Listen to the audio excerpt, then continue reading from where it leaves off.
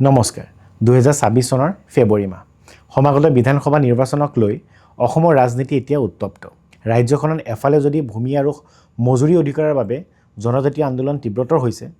আনফালে দল ত্যাগ আৰু ৰাজনৈতিক মিত্ৰতাৰ খেলত ভোটাধিকাৰসকল বিভ্ৰান্ত হৈছে অসমৰ বা ভাৰতৰ ৰাজনীতিত সততে দেখা যায় যে নিৰ্বাচনৰ আগত দিয়া প্ৰতিশ্ৰুতি নিৰ্বাচনৰ পাছত বতাহত মিলি যায় বহু সময়ত বিধায়কসকলে নিজৰ স্বাৰ্থত দল সলায় কিন্তু ভোটাধিকাৰসকল অসহায় হৈ ৰৈ যায় ইয়াৰ মাজতে এটা প্ৰশ্ন উত্থাপন হৈছে এবাৰ ভোট দিয়াৰ পাছত জনসাধাৰণৰ হাতত 5 বছৰৰ বাবে একো ক্ষমতাই নাথাকে নেকি এতিয়া আমি সকলোৱে জানো ভাৰতৰ গণতন্ত্ৰত আমাৰ হাতত প্ৰতিনিধি নিৰ্বাচন কৰাৰ অধিকাৰ আছে তেওঁলোকক পদৰ পৰা আঁতৰোৱাৰ অধিকাৰ কিন্তু নাই ধৰি লওক যদি আপুনি কাৰোবাক কামত নিয়োগ কৰে আৰু তেওঁ কাম নকৰে তেন্তে আপুনি তেওঁক বিদায় দিবলৈ 5 বছৰ অপেক্ষা কৰিব নেকি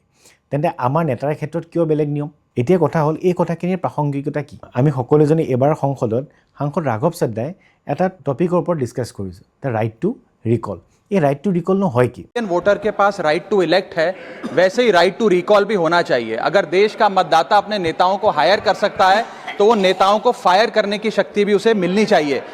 तार विषय आज आमी এই ভিডিওত জানিবলৈ চেষ্টা কৰিম এটো যদি মই সহজে বুজাবলৈ যাওঁ তেতিয়ালে এনেকা কথা যে জনপ্ৰতিনিধিখিনি যিখিনি আছে তেওঁলোকে যদি নিজৰ কামকাজ নকৰে বা নিজৰ কথামতে কাম নকৰে তেতিয়ালে ৰাইজৰ হাতত ক্ষমতা আহিব তেওঁলোকে এই সময়ৰ আগতে তেওঁলোকক কি কৰিব পাৰিব বৰখাস্ত কৰিব পাৰিব ধৰি লওক যদি এজন নেতাই কাম নকৰে বা দুৰ্নীতিত লিপ্ত হয় তেনে তেওঁক মাছ পথতে আঁতৰাই দিয়াৰ ব্যৱস্থা থাকিব লাগে এইখিনি কথা উল্লেখ কৰিছে ক'ত এই ৰাইট টু ৰিকল ইয়াত এতিয়া প্ৰশ্ন হয় যে যদি ৰাইট টু ৰিকল আহে তেতিয়ালে প্ৰবলেম কি হ'ব পাৰে সকলোৱে ক'ব পাৰে আমাৰ নিচিনা দেশত যিখন ডেভেলপিং কান্ট্ৰি তাত যদি এনেকা ৰাইট টু ৰিকলৰ ব্যৱস্থা থাকে তেতিয়া আমাৰ দেশ কি আনষ্টেবল হ'ব পলিটিক্যালি আনষ্টেবল হ'ব পাৰে এইখিনি কথা তেনেকা বিভিন্ন ধৰণৰ কি আছে ইয়াৰ ঋণাত্মক দিশো আছে কিন্তু কথা হ'ল ৰাঘৱ চাদ্দাই কেইটামান পইণ্টটো উল্লেখ কৰি দিছে যে আমি যদি এইকেইটা পইণ্ট আমি যদি মানি চলো তেতিয়া হলে আমাৰ হাতত কি থাকিব এই ৰাইট টু ৰিকল ব্যৱস্থা সুকলমে ভাৰতৰ নিচিনা দেশতো পালন কৰিব পাৰিব তেওঁ এটা পইণ্ট কৈছে শীতলীকৰণ কাল মানে অৰ্থাৎ নিৰ্বাচনৰ 18 মাহৰ পাছতে এই প্ৰক্ৰিয়া আৰম্ভ কৰিব পাৰিব মানে 18 মাহলৈকে